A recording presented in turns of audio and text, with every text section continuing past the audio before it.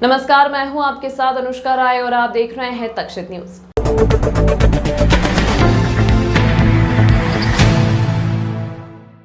इंदौर के नेहरू स्टेडियम में 3 दिसंबर को होने वाली मतगणना की तैयारी का जायजा लेने आज मुख्य निर्वाचन पदाधिकारी अनुपम राजन कलेक्टर और संभागायुक्त के साथ पहुंचे, जहां पर उन्होंने तैयारियों पर संतुष्टि जताते हुए आने वाली सभी बाधाओं को दूर किए जाने की बात कही।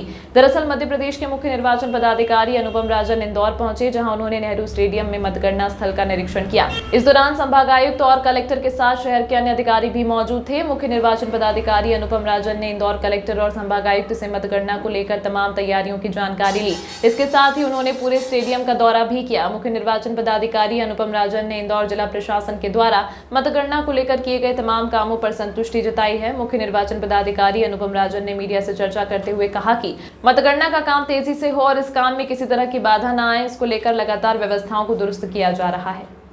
नहीं, व्यवस्था अच्छी है। हम लोग सभी जिला मुख्यालयों पे जहाँ पे काउंटिंग की व्यवस्था है, 52 जिला मुख्यालयों पे, और जहाँ पे स्ट्रॉन्ग रूम है, मैंने अभी तक जैसे मैं रायसेन गया, विदिशा गया, भोपाल तो है वहाँ देखा, आज अभी सीहोर देखा, देवास देखा, फिर अभी इंदौर देखा, कल फिर उज्जैन रतलाम देखेंगे। अन्य अधिकारी भी अपने अपने अलग अलग ज़िलों में जाके देख रहे हैं। व्यवस्था सभी जगह बहुत अच्छी है। आप जितने स्ट्रॉन्ग रूम हैं, जैसे यहाँ भी देखा, हर जगह सेंट्रल फोर्सेस की निगरानी में है। सेंट्रल जो CAPF जिसको हम कहते हैं, आर्म फोर्स है, उनकी निगरानी में है। चाहे वो CISF हो, ITBP हो, BSF हो, CRPF हो, सभी लोग हैं। इसके अलावा सभी जगह पे CCTV कैमरे लगे हुए हैं। पॉलिटिकल पार्टी के लोग भी बैठे हैं सभी जगहों पे, और उनकी एक बड़ी सी स्क्रीन लगी है। यहाँ पे तो काफ़ी बड़ी स्क्रीन लगी हुई है, जिस पे वो 9 विधानसभा के 9 स्ट्रॉन्ग रूम के आपको दरवाजे दिख रहे हैं।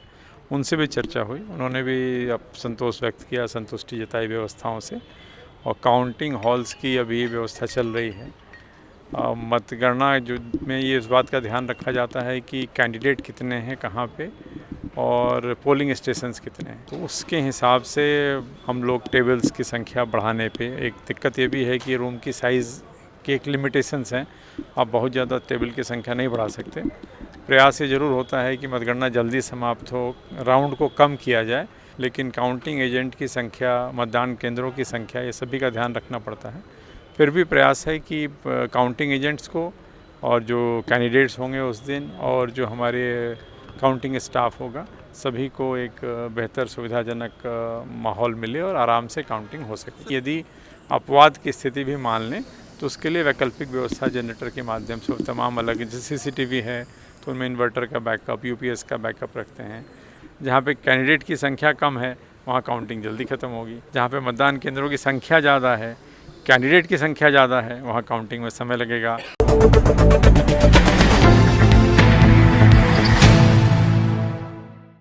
रेलवे विभाग के द्वारा रतलाम मंडल की ट्रेनों को कुछ समय के लिए निरस्त और डाइवर्ट करने का निर्णय लिया गया है। वहीं रेलवे प्रबंधन द्वारा लिए गए इस निर्णय की वजह पश्चिम रेलवे के मथुरा स्टेशन पर किए जा रहे नॉन इंटरलॉकिंग कार्य को बताया जा रहा है। दरअसल पश्चिम रेलवे के मथुरा स्टेशन पर किए जा रहे नॉन इंटरलॉकिंग के काम में अब तेजी आने लगी है, जिसके चलते आगामी माह में रतलाम मंडल 58 ट्रेन प्रभावित होंगी, जिसमें 28 ट्रेनों के रूट भी डाइवर्ट किए जाएंगे। वहीं इंदौर से देहरादून, अमृतसर सहित दिल्ली की ओर जाने वाली आधा दर्जन ट्रेन निरस्त रहेंगी। गौरतलब है कि पश्चिम रेलवे के रतलाम मंडल में लंबे समय से अलग अलग तरह के विकास कार्यों का दौर लगातार जारी है, ताकि ट्रेन से यात्रा करने वाले यात्रियों को रेलवे की तरफ से बेहतर सुविधाएं मुहैया कराई जा सके। हालांकि इस ब्लॉक के कारण अब यात्रियों को मजबूरी में वैकल्पिक माध्यमों से सफर करना होगा।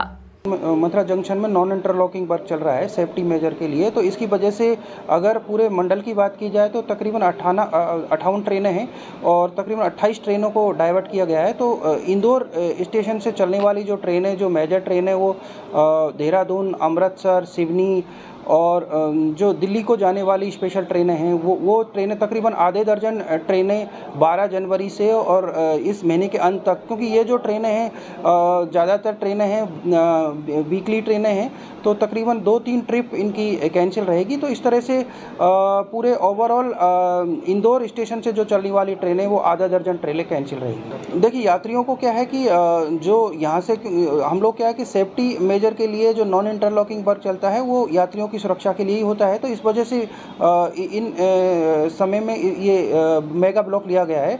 तो यात्रियों के लिए फुल रिफंड रहेगा अगर ट्रेन कैंसिल होती है तो।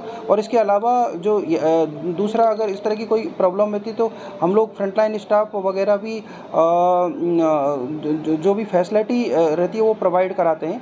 तो अभी फ़िलहाल जो है कि तकरीबन आधा दर्जन ट्रेनें यहाँ से कैंसिल, और डाइवर्ट की बात की जाए तो डाइवर्ट में भी कुछ ट्रेनें हैं जो कि क्योंकि मथुरा जंक्शन एक मिडिल उस पे पड़ता है, तो इसकी वजह से भी ट्रेन इफेक्टिव रहेगी।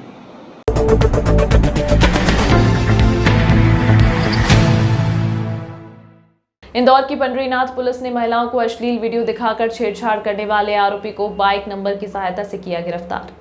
दरअसल यह पूरा मामला पंडरीनाथ इलाके का है, जहां पर योग केंद्र से लौट रही कुछ महिलाओं से बाइक सवार युवक के द्वारा छेड़छाड़ की गई, जिसमें बाइक सवार युवक ने पहले तो एक अश्लील वीडियो महिलाओं को दिखाते हुए उनके पास से निकला, साथ ही छेड़छाड़ की नियत से हरकतें भी आरोपी के द्वारा की गई, जिस पर से महिलाओं ने थाने पहुंचकर इस पूरे मामले की शिकायत दर्ज कराई और आरोपी की बाइक का नंबर पुलिस को दिया, जिसमें पुलिस ने कार्रवाई करते हुए महिलाओं की शिकायत के आधार पर बाइक नंबर की सहायता से आरोपी को गिरफ्तार किया है।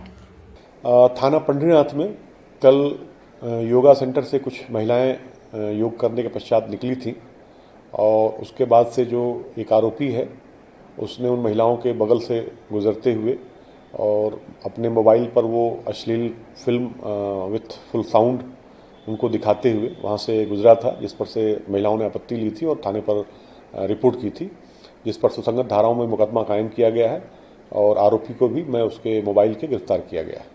तमाम महत्वपूर्ण खबरों के लिए देखते रहिए तक्षित न्यूज।